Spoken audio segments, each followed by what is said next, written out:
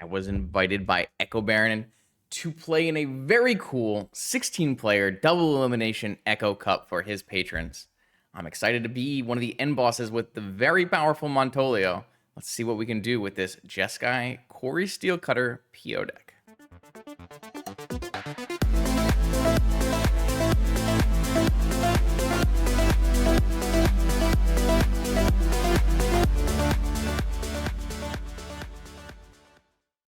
All right, welcome back, vintage gamers, to a very special video.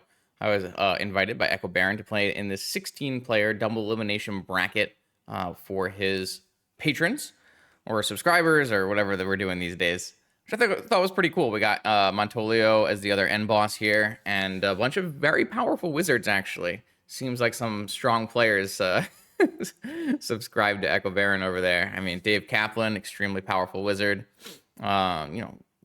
We got Sahar, of course. Sahar. Mayhem DJ, that's a name that everybody knows too. So, lots of powerful wizards going on here. So yeah, this is a 16-player double elimination bracket where there are open deck lists. So we know what our opponents are going to be playing. We know what they know what we're going to be playing. And it makes for some interesting magic. Open deck list tends to discourage very linear decks, things like Mono White Initiative, Dredge in particular, I think is very poor into an open deck list tournament, and it will lend towards more blue decks. So that'll be something to keep an eye on as we progress through this tournament. I have a nice sweet brew here for us to play in this event. This is a cori-steel cutter stock up PO deck. I think I'm a little bit lower on this deck now. It's currently Saturday, 4/19. I made this deck right before deadline submission on Wednesday, and I played a lot more matches with cori-steel cutters since making this deck. I do think this is probably a little bit of a less powerful PO deck than I would have liked to put together. I do think it's totally still playable, totally still good, but over time I've a little not soured, but I've come down on my evaluation of the cutter when you're not trying a little harder to make it good. So this is like a Jeskai PO deck, kind of similar in style to the Unlucky Monkey versions, where it's a little bit more on the controlling end of things. You see 6 forces in the main, some removal spells like Chain and Portable Hole in the main, lots of baubles to go with our cutters and our Lurrus. I'm choosing not to splash the Demonic Tutor off of the Black Source. I think it's just a little greedy, and I have a ton of white cards in my sideboard that I want to be able to play to. Although I think open deck list discourages things like Mono White Initiative, I do think that a couple of the players in the bracket were very much looking to play Mono White either way. Hopefully these cori-steel cutters do a very specific thing for me, which is give me an alternative game plan. I really like the idea of like playing a steel cutter on turn 1, and then my opponent has to choose whether or not they want to answer the cutter, or are they just going like, it's kind of similar to an Urza Saga in a way that it rewards you for doing the things you're already doing in PO. So like I can play cori-steel cutter on turn 1. It doesn't really disrupt me very much. It gives me an artifact for my opal. And if I just keep casting things as I'm going, casting Mock Stock Up, Bauble PO, whatever, it's going to naturally accrue monks and prowess, and it's going to present a win on its own. So if my opponent's plan is only to counter all of my POs, then they're going to actually die to the cori-steel cutter. And if they are going to spend mana and cards to answer the cori-steel cutter, then they have less things to do with my PO, right? So that's kind of the way I'm looking at it in this deck. I do think it's very viable. We've had some pretty good results with it. I think we already had a video that was like a 4-1 with it, almost a 5-0. But I do think it has some problems in that it doesn't really do anything right away for the most part, unless you're playing it on turn 2 +1 with a +1 spell. It's not a blue card, so it synergizes less with your forces. I do really like that it's an artifact, so it goes pretty well with Mox Opal and Tolarian Academy, but I do find its red is kind of annoying, and sometimes it's like just not strong enough. One of the other really good places about cori-steel cutter in this deck is it's giving you a very strong plan B when you get null rotted. Most of the time in this deck, when you get null rotted, it's achievable to get outside of the null rod, but it's still something you don't ever want to see on the table. you like have your portable holes, you have your chain of vapors, your seal of cleansing, or whatever to deal with the null rod. But it's gonna take some work. Cori-steel cutter, even though it gets null rotted, still does its flurry and makes monks that don't care about null rod. So I've had a lot of instances recently where people null rod my PO deck, and I just win with Cori-steel cutters, letting the null rod resolve. Don't even care about the null rod. So that's the kind of goal. That's the kind of deck idea of what we're doing here. But we'll have to see how it actually fares. I know round one we're playing up against kind of a mirror match where opponent is playing more of an unlucky monkey style deck. Trainers probably better than cutters in that matchup, where trainers are going to be drawing you cards, being a blue card, providing a threat that is going to get more POs and stuff like that. So I think you really want these cutters when your opponent is playing more of like a blue-black Esper Lurrus control. And I do expect there to be a lot of that in this bracket. So hopefully we'll end up against some of that later on in the tournament. But for now, I will see you in the top 16. No, wait, the round of 16? The first round of the upper bracket? You know, this is all a little bit new to me. I'll see you there. The legendary NYSE Open returns to Long Island in New York. This 9th installment will be a 15 proxy, $500 entry fee tournament where the top 8 will return home with 8 pieces of real unlimited power. Black Lotus, Ancestral Recall, Time Walk, and all 5 Moxens will be part of this celebration of vintage. At 100 players, there'll be an additional wacky draft with classic booster packs from Ice Age to Onslaught, the NYC trophy, Karn altars, $1,000 in giveaways, dealers, and much, much more. Check out the link below for all the details. I hope to see you there. Let's battle. Okay, pre-round 1 of the Echo Baron Cup, this double elimination tournament. We got round 1 versus Jonathan Sparks. And we got a bit of a pseudo mirror match, I would say. This is, it looks like Monkey PO for the most part. Unlucky Monkey's version. 4-color, Demonic Tutor, 4 Theralingus. We'll see some nice things here, like 1 Swords, which will be a little bit weak against us. Though 1 Portable Hole is really, really good. It's going to be able to kill Cori-steel cutter, disrupt our mana. And obviously, Flame of Anor here is a big mirror breaker. Between the 4 Wizards and 5 Wizards, I guess, with Snapcaster and the Thundertrap Trainer getting value, they will be able to play a bit of a better, longer game than us. So try to find pick a spot and push through some damage, because we'll have to see how Cori-steel cutter lines up against Thundertrap Trainer. That's certainly been a topic of discussion. My value of Cori-steel cutter has probably gone down over time. So we'll see exactly how that lands. Post sideboard, there's things like 3 more Portable Holes, which actually seems nuts versus us. 2 Pyroblast, another Negation. So it'll be interesting to see how these games play out if we play any post sideboard games, or if we play multiple post sideboard games, I should say. Because 4 Portable Hole actually just seems incredible versus us. It's going to hit the Cori-steel cutter maybe. It's going to attack our mana base and still give them PO targets. So this is definitely a tuned list, a changed list, because I don't remember ever seeing 4 Portable Holes. So it'll be really interesting to see how this goes in our round of 16. 16, first round of the upper bracket in the Echo Baron Cup. All right, here we go with our Echo Baron Cup match. Wait, I hope I have the right deck.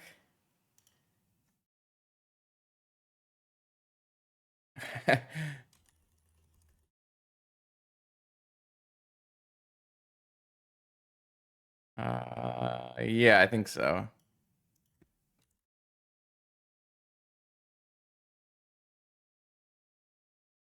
All right, I have a cat. I have a couple different Jeskai Corey cutter lists at this moment, so making sure I'm playing with the right one is probably good. This hand in a PO mirror where our opponent has lots of POs is not ideal. It is nice that it's turn 1 Corey cutter off of Saga, giving us lots of options. We have the classic Dress Down and Saga in our hand, which I rate as not a combination. The good news, though, is if this game goes a couple turns, then the Saga gets us things to PO. I'm just pretty worried that we're not going to get a couple turns, but opponent's deck is more controlling, more PO. You know, like it is a PO deck, but it's a more controlling PO deck. Pretty worried about not having a force. But can I really be affording to mulligan to a force? I have 6 forces in my deck. I have a Mox. I don't know. I'm gonna try keeping it. I could see like pretty reasonable logic to be mulliganing this hand on the back that it does not have interaction. If my opponent has like a significant hand of Moxen, then obviously I'm at an extreme disadvantage, but I feel like that's always the case. All right, we got a Thunder Trap Trainer. So Thunder Trap Trainer versus cori-steel cutter, our classic. A classic vintage. Vintage has a lot of standard cards in it right now. It's very fun. I enjoy. Oof, found a force. Nice. Yeah, trainer's real good. I really enjoy when new cards make their way to vintage. So stock up is a really good card to draw though for next turn. See if they have any feelings about this cori-steel cutter. Hopefully they do, because I don't really care about it. I mean, they'd have no feelings if it was a Thunder Trap Trainer. So what about cori-steel cutter? Please force this. Oh my god, please force this. I need this in my life. I need you to be down a force. It's a thought. They're thinking. I don't know. I don't even have like very good double spell situation right now. So it's a bait. And it was a bait the whole. Oh, I resolved. That's not good. Now my stock up's gonna get forced if I even get a turn. Yeah, I mean, our hand isn't bad. It's just not winning a PO mirror, you know? Those are different things. PO mirror requires you to have certain sets of cards. And I'm not like one of the real big advantages of the Unlucky Monkey style PO deck is that you don't have to play a hard and fast PO mirror. Like a lot of times a PO mirror comes down to who resolves their PO and their stock up first, right? But the Unlucky Monkey deck doesn't have to play at that speed. It can play a more controlling game plan. Though in game 1, it actually plays the game plan not that great because it doesn't have any like Flusterstorms and Pyroblasts in the main. So what do we got? Is it Ancestral? No, just a Lore Interfield Cycle. That's okay with me. I want them to be as slow as possible because our hand is slow. I do feel that it's likely that we will just have a stock up on the stack and get countered because I don't think making a construct here is a winning game plan. I don't mind like the Story Cutter. I'd like to get it going, but we'll see. Obviously would have to draw like a Mox or something for that. Did they just search for the archive? Love it. Value play. This thing is only a 1/2, so it's never really going to block anything from my steel cutter. I guess I could block a prowess token that has nothing on it. Seems pretty far away from doing that.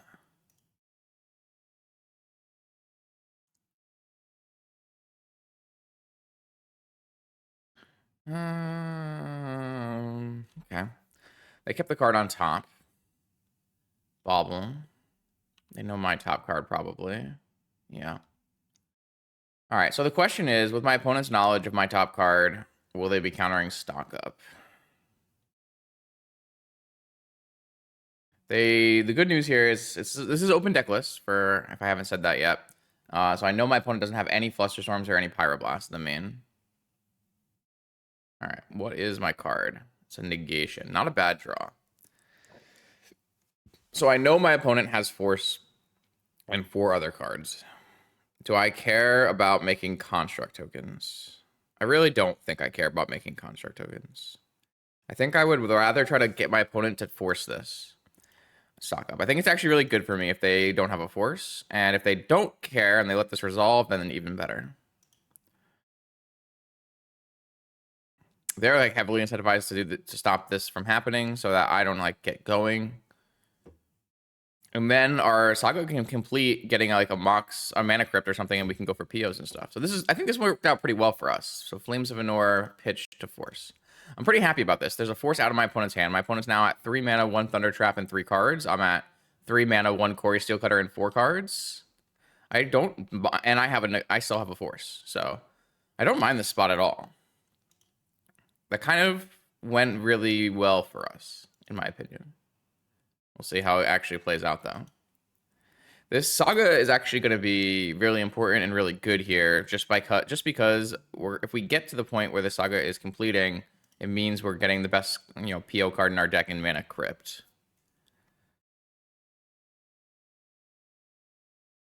And because we're playing against, one, it's open deck list, but even if it wasn't open deck list, and I saw like this is, probably going to be something close to Unlucky Monkey version of PO,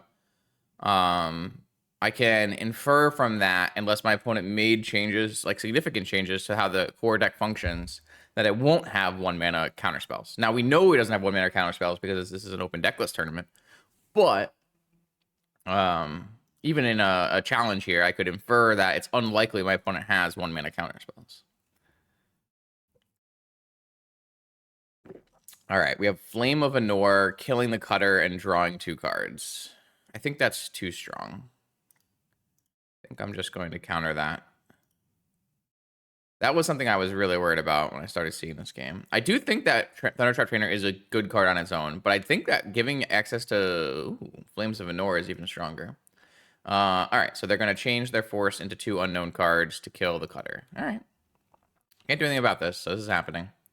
So they draw 2, they kill the Cutter. Now my PO is actually looking a lot worse. I'm going to need to actually draw another thing, but I'm pretty happy to get another Forcible out of my opponent's hand. I'm hoping to draw like a Mox, so I can just PO here and make my opponent have it. Did not draw a Mox. I do have Lotus Lurrus.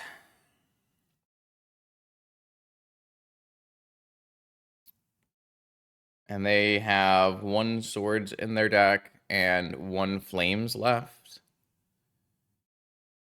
I could just still get a Mana Crypt. And I could probably play Dress Down and PO. Wow, this is an interesting spot. So I have a Lotus. I can just go Lurrus, Lotus, Lotus back. And I can hold open Lotus, Dress Down. And it's bad against Portable Hole.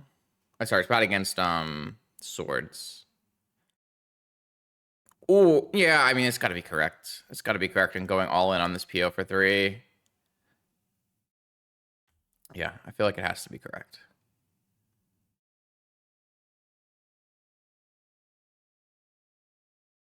Oh, I might have also just misinterpreted my mana here, because I have an extra mana, which lets me PO if I want to.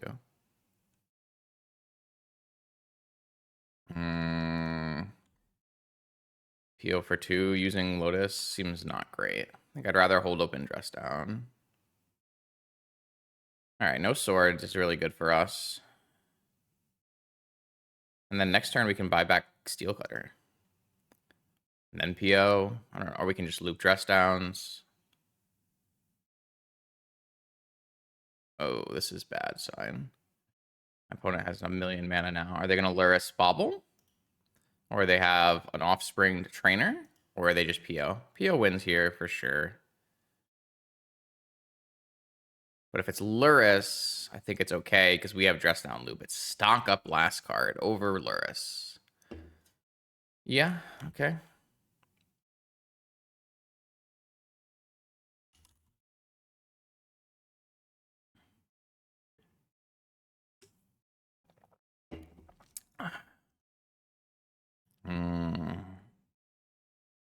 I am in danger. I'm in big, big danger of PO busting open this game and winning. That's what I'm the most worried about. I think PO mirrors are highly volatile, and that's part of the reason why. We, exchanged a bunch of spells in this game, went back and forth, and then the first person who does their 0 mana draw 4 is going to win, right? Stock up here pretty good, though. It's not PO in this spot. Stock up is definitely better than PO until you hit a point where you have a couple mocks in. All right, what do you got for us? Is this another Flames? Oh, it's a Time Walk. That cannot be good for me. All right, so if this is Time Walk into PO, I'm certainly in trouble.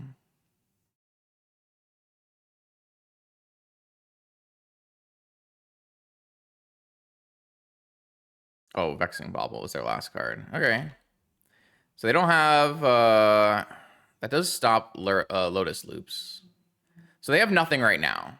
And this technically also stops bobble loops with Lurrus, kind of.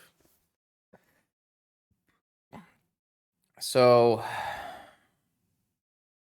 I kind of hope they draw like a Thunder Trap Trainer and kick it.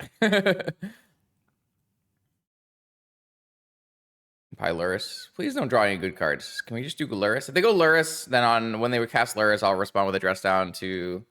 I guess I don't need to respond with a dress down because they can't actually return bobble, but...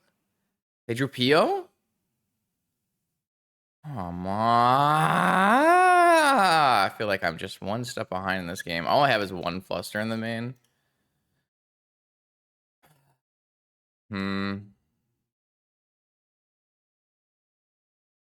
I feel like I just have to hope to hit my one Fluster if I have any chance of winning, right? So let's cast this dress down.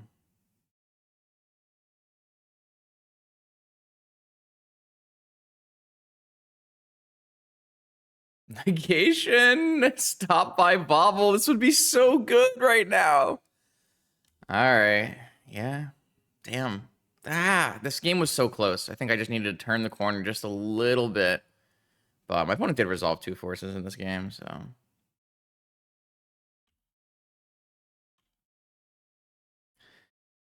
Well, the trainer doesn't do anything anymore. My PO is kind of useless, right?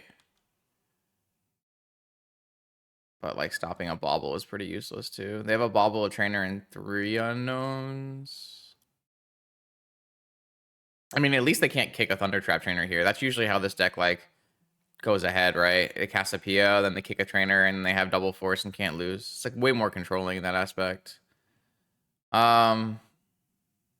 Yeah, I'm just going to negate this because I don't feel like I get a better chance of doing anything with these spells. I probably have to loop dress down for the rest of the game if I can, so...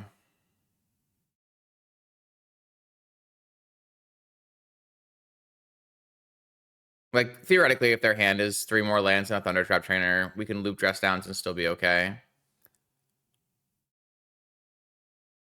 So right now, it's 2 cards and a Thunder Trap Trainer. They still have a Lurrus as well.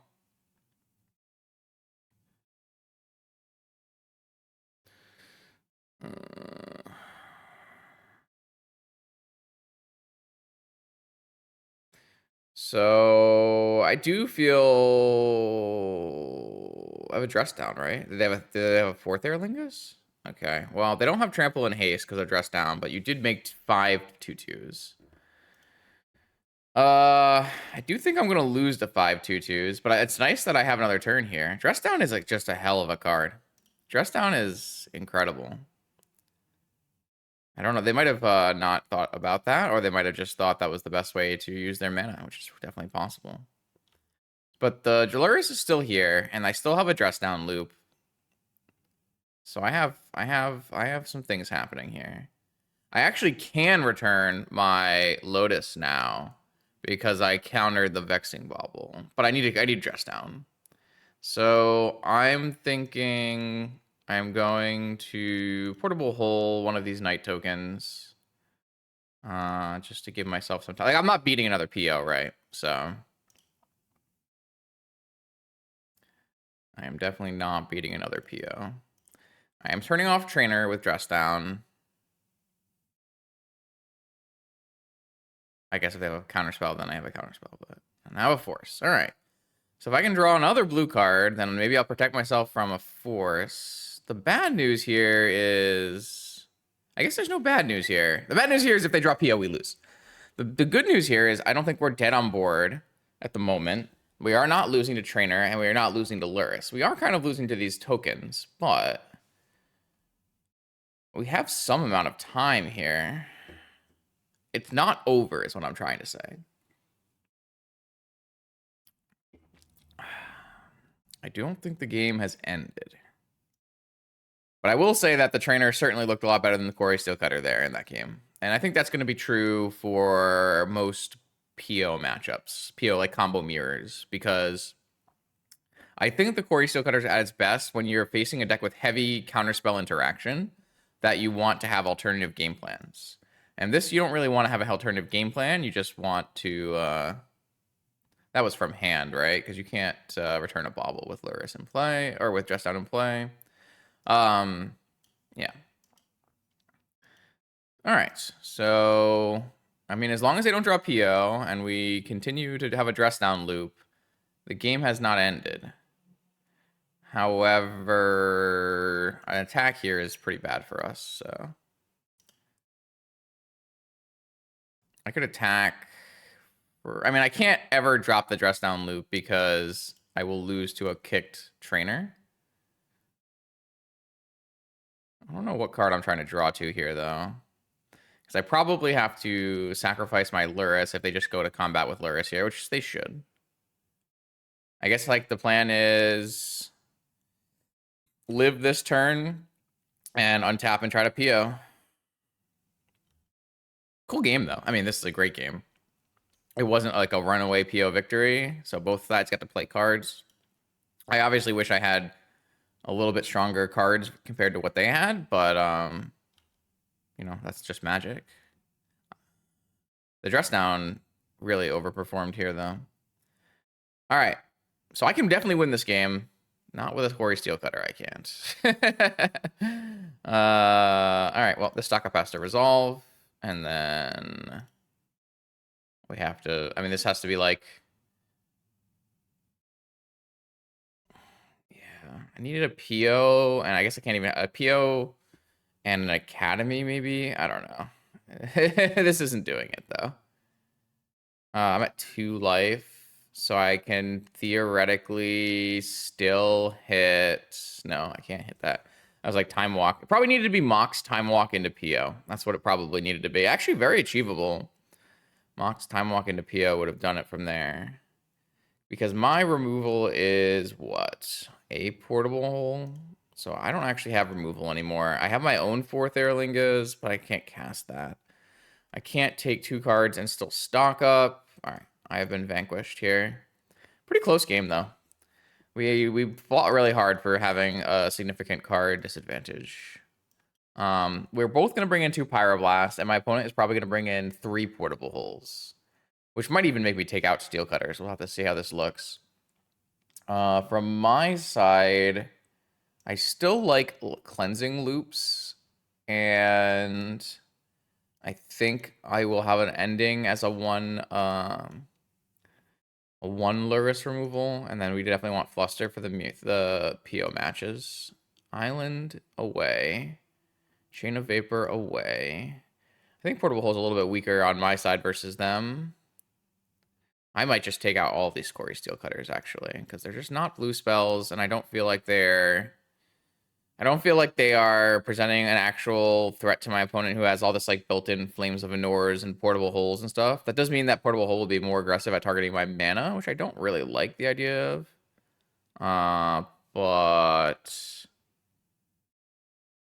Yeah, I think that's my plan. Don't really feel like this is the matchup where I really want cori-steel cutters, so let's try it like that. I would say their deck gets to bring in 2 Pyro, 3 Portable Hole, and a Force of Negation. You have to find some room for that somehow. Obviously, the Swords comes out. I don't know what else comes out, because the rest of it seems fine. I think we actually get better post-board in comparison, so... the problem is PO, like I said, PO matches are highly volatile. If one person ends up with like Mox PO and you don't have an answer, the game ends, right? So yeah, we're going to see how it goes. I'm not too upset about that first game. Our hand was a little bit on the weaker side. We were on the draw, and we were basically 1 turn behind. And if we had gotten some parity, I think we actually would have been in an okay spot. But didn't work out that way. This hand is a nice one. Obviously... it's a little one-dimensional, but you're not going to ever put away a payoff and triple Moxen. Opponent has mulligan to 6. If this Opal was like a bauble, I think I'd feel a lot better about this hand because it would give me really good a Lurrus follow-up, which is very important. One of the big reasons this deck is better than playing like a Tinker PO is because you do have that ability to have an extra draw engine. They're on a mold of 5, though. So even if they force my stock up, I should be in a pretty good spot. So I don't know. The stock up still has to hit, and I'm not super enthused, but we'll see what happens.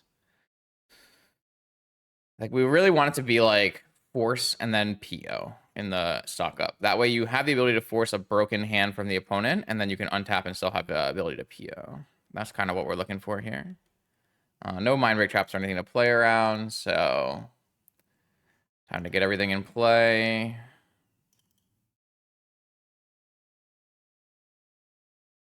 Mox, stock up. Resolves, and it's force PO. Perfect. All right, I will take a force, and I will take a PO. This will give me insulation and action, and I don't have any oh, I do have an archive in this version. Sick. I didn't even know I had an archive in this version.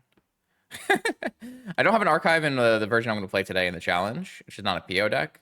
It's more of a tempo deck. But in this PO deck, you always want to have that archive so you can have access to more value. Soul Ring, all right. A good 5-card hand for sure. They have a stock up as well. If they have a stock up as well, I have to let it resolve and go for my PO for the win. Hopefully drawing a blue card. We have lots of blue cards in our deck, especially cutting the cori-steel cutters. Looks like they might have the stock up. Or they might buy a Lurrus. We'll see. So I don't think I'm going to force this one. Opponent has less forces than I still have the same number of forces I do. They'll have 6 forces. But if I just draw a blue card, then I should be able to resolve a PO, and I should just win from there, I would hope. I also have an extra look for a blue card with my my archive too, so.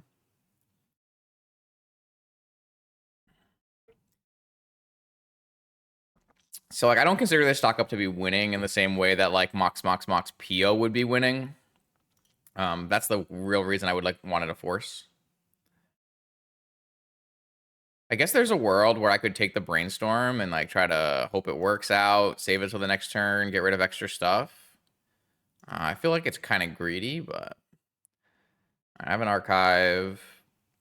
I'm looking for a blue card. Prismatic Ending. It's not bad here. Hitting a Soul Ring is quite good.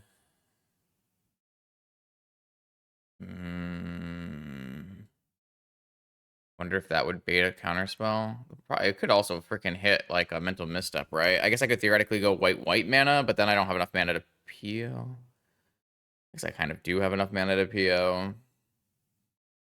The problem is if I bottom this and hit a land, I'm going to be very upset. I think I'm going to try keeping this. I think it's like a high enough threat that it makes sense to do so.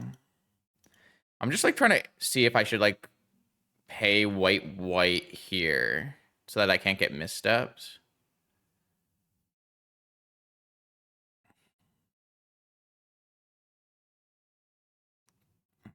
I do have this opal that I can throw into my PO. I just feel like that's not very good. I don't think I'm going to make that play. I feel like it's too much. Yeah, let's do this. It's bad against mental misstep for sure, but all right. And now I'll force check them.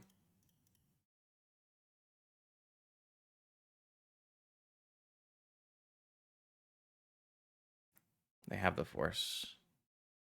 Yeah, I mean, I definitely got punished for keeping this force here. I don't know, Lorien force, but now they at least have no mana. I feel like I made a mistake maybe, but it's hard to fault me. But maybe I really just didn't want to bottom this ending, which I think was actually good, and hit a card that wasn't good. Like a land or a mox would be really bad. Trainer, yeah. But like they have the ability to come back from this game with like some more draw engines, right? So seems like I maybe played badly. It's just hard. Like I know why I did all the plays that I did, but like a brainstorm there would have been pretty sick. Just draw cards, get rid of the opal, maybe even get rid of the land if you don't need it. Probably do need to cast PO, but anyways, we gotta continue playing. They chose Black Lotus. Okay. 2 cards in my opponent's hand. And a Tolarian, 1 card in my opponent's hand. I need this force. Fluster. Damn. All right, would have been a blue card. It would have been a blue card. All right. I will buy a Lurrus.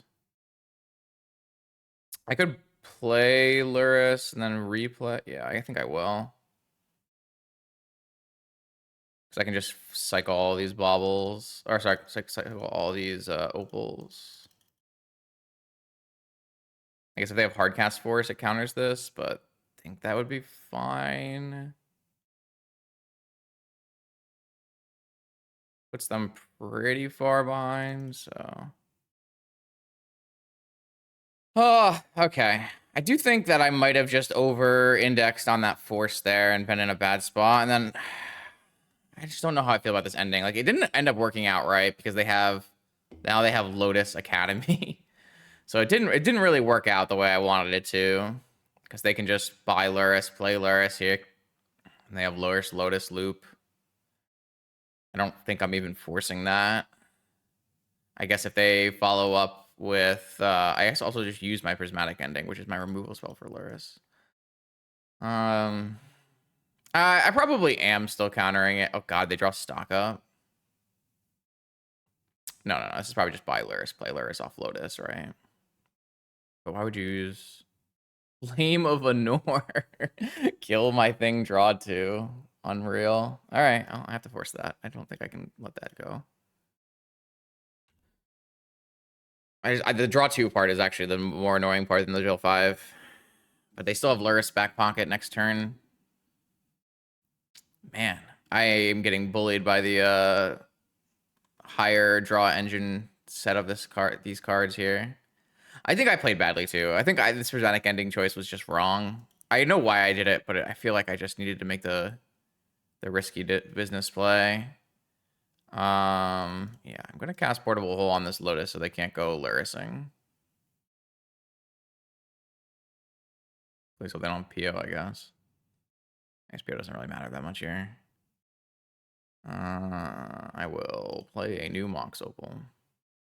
All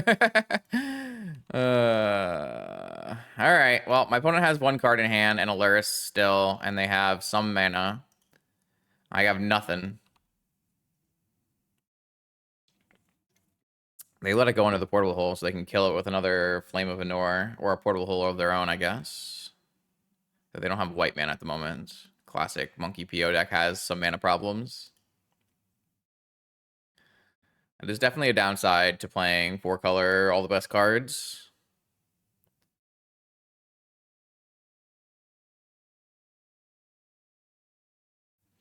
Yeah, I think I played too risk-averse on this Prismatic Ending.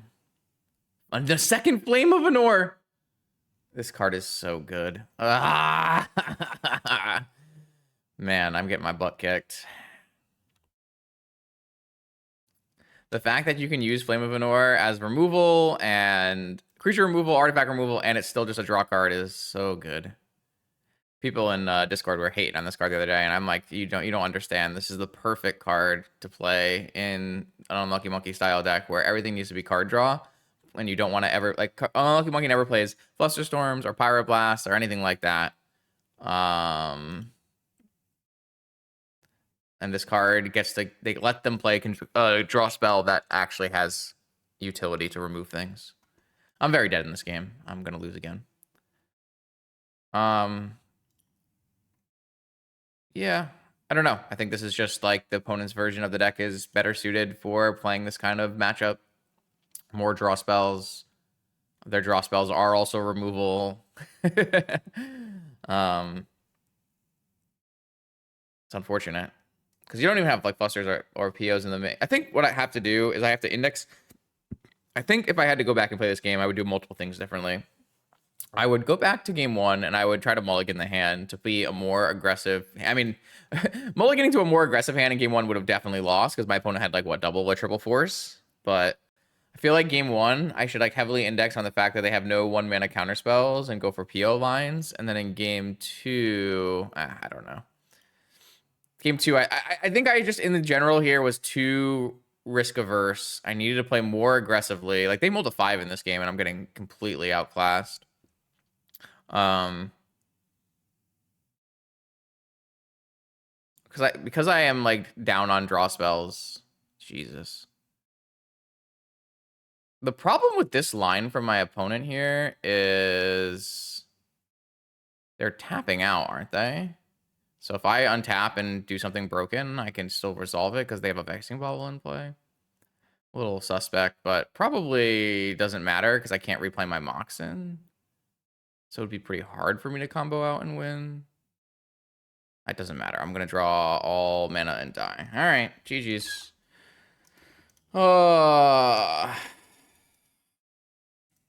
Yeah. I think I needed to be aggressive on my bottom here and play harder. That's what I think. All right. Took my first loss already in round 1. All right, here we go. We're going to play the now lower bracket match of our Echo Cup here. Lots of powerful matches have already happened, and we took our L in round 1. We're going to play now round 2 versus Sean. And Sean has registered. Yes, registered, Justin. Absolutely. We got this Moxfield link here. We got an Oath deck here. So should be pretty interesting. Very stock and standard Oathless, 2 show and tells. We'll see how this plays out. The one problem I have right now with this format, where it's kind of played over the course of a week, is I have realized that I do not like this deck very much. I don't think this is bad by any means. It's a blue PO deck. It's always going to be somewhat playable, but it definitely is not ideal, and we'll see if we can't overcome that here. Good luck. Have fun. I have a cat. All right. Well, that's certainly a way to start overcoming it.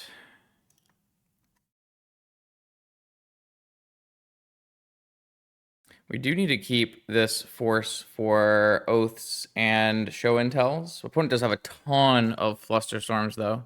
3 Flusterstorms main and Baubles and stuff. Or Vexing Bauble, 3 Atraxas. So it's a little bit more hedging towards a slower version of the deck with stock ups and less Show and Tells and less Atraxas. Still has Flash, interesting enough.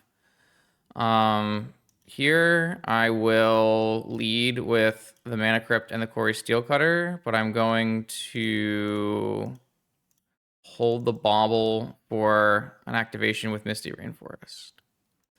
That does mean that if they play like a turn 1 Oath or something, I'm going to have to pitch this Ancestral. If I play the Bauble on the first turn, I have a high chance of maybe drawing another blue source. So maybe what I should have done is just go on Bauble, fetch land, try to find a blue card, and then the next turn I could go like Steel Cutter and then Crypt, but I have some issues with that line, so I think it's just kind of part of the awkwardness of playing with Steel Cutter. I didn't actually draw a spell to play. That is a blue card that we're going to want. I will want to play around Flusterstorm here. So I'm not going to buy Lurrus, but I am going to go to their turn. And on their upkeep after I draw, I will go for an Ancestral that can beat Flusterstorm by having a bunch of mana. So I'll draw my blue card, and I'll cast Ancestral Recall. And if they force this, I'm probably not forcing back. Would rather have my cards to either force a game-winning play from them or just go Merchant PO. All right. Snapcaster's not bad. I can snap an Ancestral back now.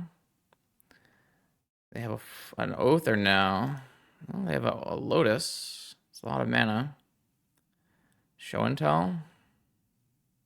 This could be bait. We can Show and Tell and flashback Ancestral here. Can I beat an Atraxa from this spot? I feel like it's possible. This is like seriously could be bait. They could just have Flusterstorms, I guess. My list has swords in the main. No, doesn't have swords in the main. Has a Chain of Vapor though. Doesn't have Vault Key either. I guess the Flusterstorm count is now super high though. All right, I will force it. I think I have to. Well, I guess that's my second spell, so I do make a cutter here. And then if they have the fluster anyways, we still get to snap an ancestral. Active player, non-active player means we'll get to ancestral before the Atraxa triggers. Looks like we played into their fluster here. To be fair, my opponent did play a Black Lotus though, so that's at least extremely unfortunate.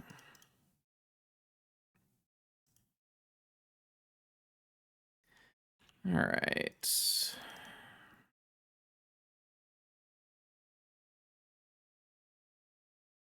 Do you have an Atraxa? They also have an Atraxa. All right, so I get to flashback my ancestral recall, but I don't know if I can really beat an Atraxa with no vault key, no nothing. It's gonna be quite difficult. We PO through my deck and forth, but I just keep drawing lands too. This deck has a lot of lands in it as well. I think we're just dead. I really dislike this deck. I don't think cori-steel cutter plays very well with PO. It doesn't play poorly for what it's worth, but it just doesn't play very well. We're going to resolve 2 ancestors in this game and lose, but we did draw 6 lands, so 7 lands maybe, 6 lands. I don't know. 2 show and tells in my opponent's deck, 3 Atraxas, and they just have Lotus show and tell Atraxa with Flusterstorm backup. It feels bad, but it also doesn't seem like out of the question or anything. Yeah, all I know is as time has progressed here, I have actually thought the cori-steel cutter card was good. I do think it's powerful. I just don't think it's powerful like on its own in this deck. Feels like it needs to do more. Oko, Mox, Demonic, Misstep, Atraxa. They didn't even take Force, which I guess means they already have a Force or they're going to tutor for a Force. Whatever. I don't think we're beating this, so. Demonic, Jet, Oko, Traxa, Orchard. Oh, I messed up on the Orchard there. Yeah, I don't see how we can really win this game. Like, we have to do a very large 4th Erlingas, but we're so far behind in cards that seems basically impossible. Well, we can buy a Lurrus. I don't know. If I had just done nothing on my opponent's turn, maybe I would have been able to just win with a Force on a show and tell, maybe? Not sure. Feels like it was correct to just get an ancestral going though. Force.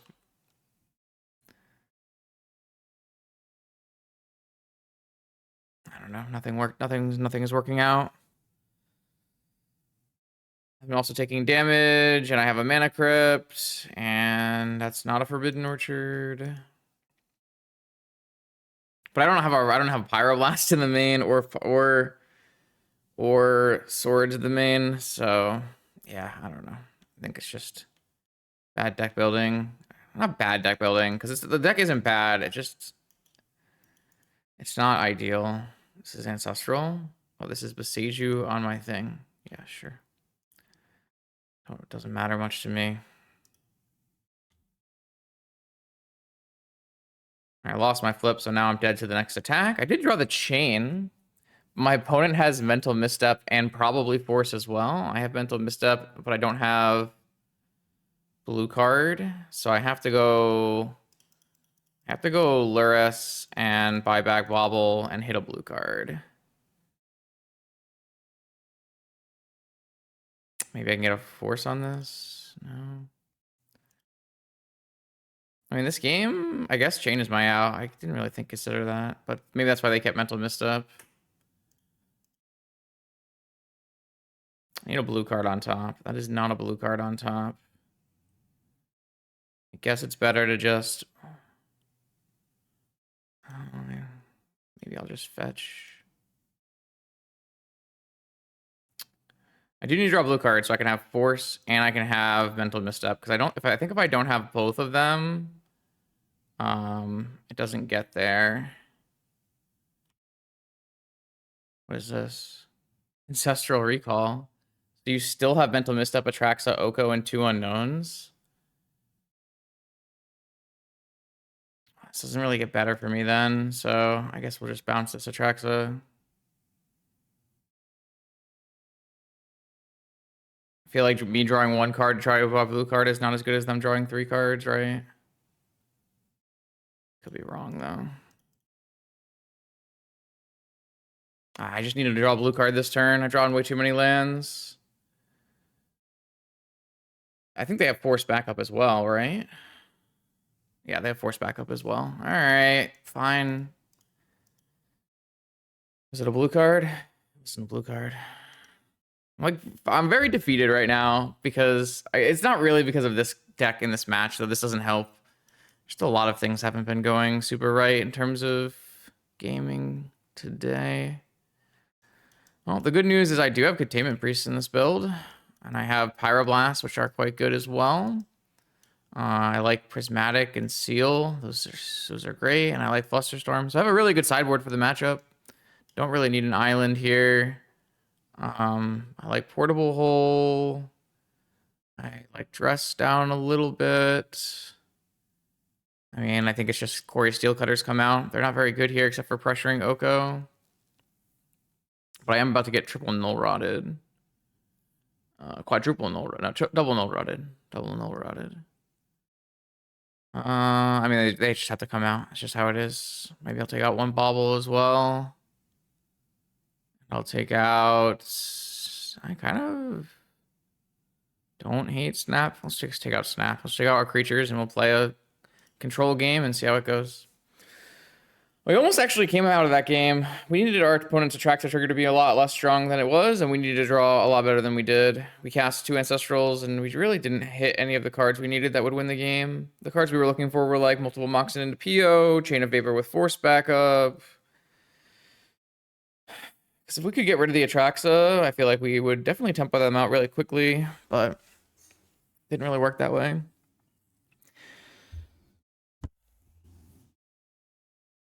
Yeah, this deck, like the deck is not bad, right? The deck is still gonna work a lot of the time and it's still gonna be good, but it lacks some serious power in places and has weird sets of draws and just like generally I think maybe too many lands. So that can happen. Not like it was a 1 weekend tournament here. Okay, I'm gonna keep that. First, let's bobble and see if it's what we want. Fetch. Don't think we want fetch here. The problem is...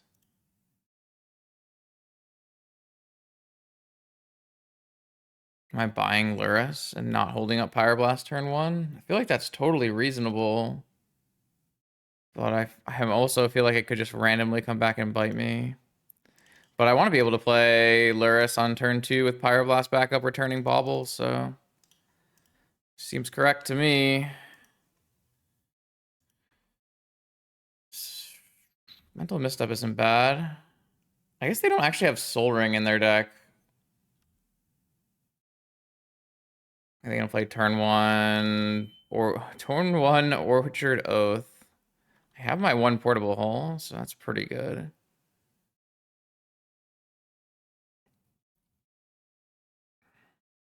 All right, well, I'm about 1 million backed up for this. I can't play a Lurrus after, though. All right. The problem with this is if my opponent, like, has one of their 2 Besejus... I have Hardcast Force mana now, though, because this is an artifact. I don't know, this is not a bad start from my side. It just has to work out. Another Oath. All right, I'm going to pitch cast Force so that I can have Pyroblast up and play for Flusterstorms. I mean, this is just an extremely good draw. But I also just drew this Force, so... Did you have 3 Oaths? I don't know. I just think today is not the day, I guess. I need to draw one of my Containment Priests, but I won't be able to play it. Merchant Scroll. I guess Merchant Scroll works, right? I guess like Merchant Scrolling for a chain is not exactly good here. I have 6 mana though, so I could PO.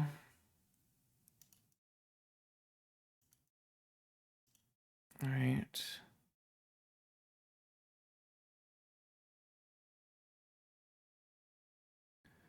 Chain does not work here. They can sack a land and just bounce my portable hole. I guess I could then sack a land and bounce the oath, but that feels like it's worse than just POing and trying to find a containment priest. I guess I could just ancestral.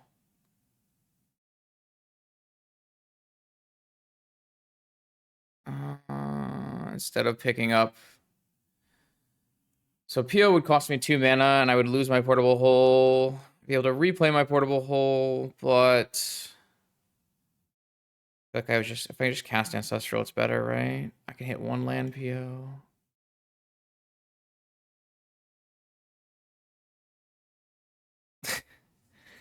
These are just not the cards. They are not the cards at all. Still lets me draw a containment priest off of Bauble.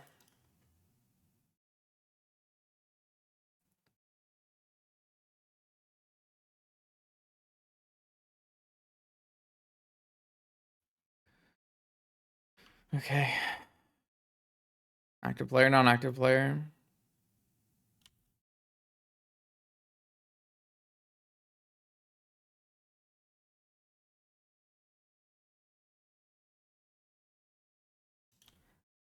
Fourth Aerlingus. All right.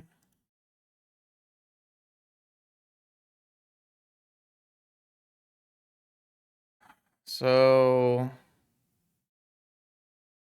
these are all not in. So there's just this on the stack. I guess I Pyroblast it. I guess I could theoretically wait for an Oko or something, but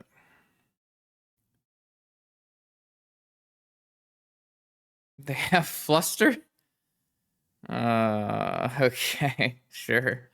So they would have had like Oaths with Fluster backup. Jesus. Null Rod, Ancestral, Black Lotus, Force of Will, Oath of Druids #4, Atraxa, Forbidden Orchard, stock. Okay. Yeah, I don't know. This is a little on the variance side. It's quite absurd.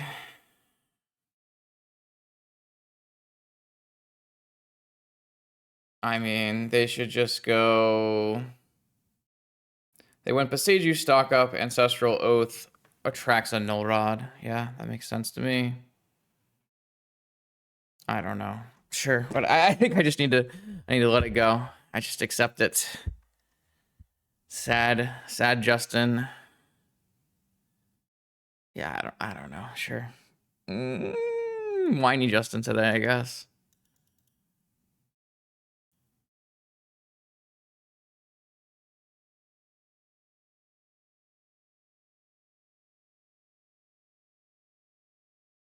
And Beseiju killing Academy. Yeah. Do be like that, doesn't it?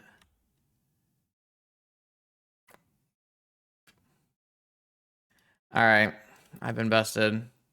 General thoughts on this deck list are like I don't like it. I think that these cori-steel cutters don't really do justice to what you're trying to do here, and this deck is going to just end up being inferior to Monkey PO. Like playing Thunder Traps and having some better pieces of interaction is just always going to end up with a better deck list. Playing red is still strong because of Pyroblast, and you know you can splash Breach in here if you want. And Fourth Lingers is still good too. And playing white is very good because obviously all of these white cards are all very strong. But cori-steel cutter, while I do think is a strong card, I think it wants to be placed inside of a tempo shell, where a PO shell is not really doing it. I don't really feel like Storm Cutter is the reason. Steel Cutter is the reason we lost these games. Though I do feel like it was a bit of a liability in round 1 when we played the mirror and our opponent had a bunch more blue cantripping cards. Here, it was like simply we just weren't ever beating these hands. We could have maybe changed our game 1 game plan a little bit, but we weren't really playing around turn 2 show and tell with Flusterstorm backup when your opponent has 2 show and tells and 3 Atraxas. That's just unfortunate. And then obviously game 2, it's like, oh, turn 1 Oath Orchard, and then turn 2 Oath, and like we had multiple Oaths covered in that set, and we actually could play around them all. We played around the Flusterstorm with the Oath back, like the Flusterstorm backup. We had a lot going on in that game. Our draw was quite good. It just was not as good as our opponents. Props to Echo Baron for hosting this event for his subscribers or patrons or whatever they're called. Hopefully, the people who get to play in this enjoy it. I had fun, at least conceptually. I think I did not do myself justice in deck registration, but that is any Magic the Gathering tournament you show up when that can happen. So hopefully this was still good content for everyone, and good luck to the rest of the competitors in this event. More vintage content on this YouTube channel every Monday, Wednesday, and Friday. I'll see you then.